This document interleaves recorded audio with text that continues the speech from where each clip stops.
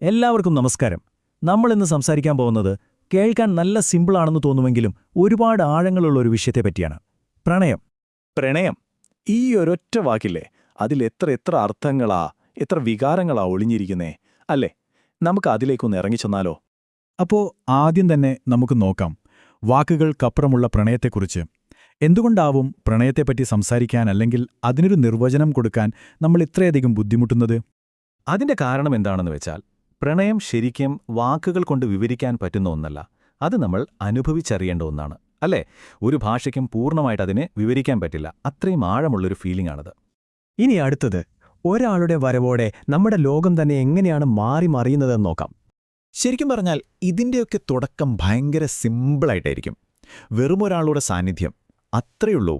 ഒരാൾ കൂടെയുണ്ട് എന്നൊരു തോന്നല്, അതും മതി നമ്മുടെ മനസ്സിന് ഒരു സമാധാനം കിട്ടാൻ, അല്ലേ?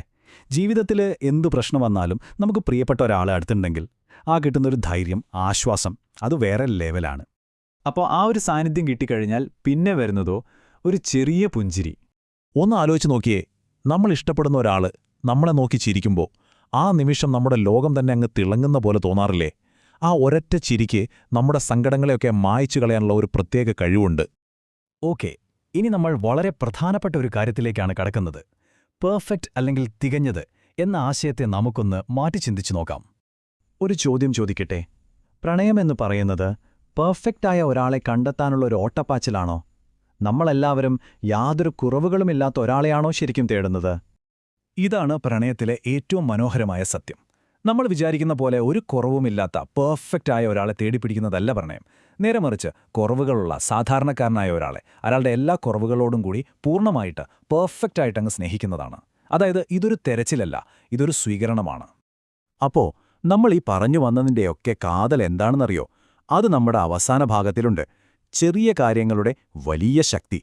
വലിയ വലിയ കാര്യങ്ങളോ സമ്മാനങ്ങളോ ഒന്നുമല്ല ഒരു ബന്ധത്തിന്റെ അടിത്തറ. അതിനാകെ വേണ്ടത് ഈ രണ്ട് ചെറിയ കാര്യങ്ങളാണ്. ഒന്ന്, കുറച്ചൊരു കെയർ, അതായത് കരുതൽ. രണ്ട്, കുറച്ചൊരു ശ്രദ്ധ. അതെ, ഈ പറയുന്ന ചെറിയ കരുതലും ചെറിയ ശ്രദ്ധയുമൊക്കെ ചേരുമ്പോഴാണ് അത് വലിയ പ്രണയമായി മാറുന്നത്.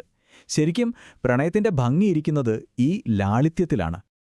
അപ്പോൾ ഈയൊരു ചർച്ച ഇവിടെ നിർത്തുമ്പോൾ നിങ്ങൾക്കായിട്ടൊരു ചോദ്യം. ഇന്ന് നിങ്ങളുടെ ജീവിതത്തിൽ നിങ്ങളെ ചുറ്റുമുള്ള ചെറിയ കാര്യങ്ങളിൽ എവിടെയാണ് നിങ്ങൾക്കിതുപോലൊരു മഹത്വം കണ്ടെത്താൻ കഴിയുന്നത്? ഒന്ന് ആലോചിച്ചു നോക്കൂ, അല്ലേ?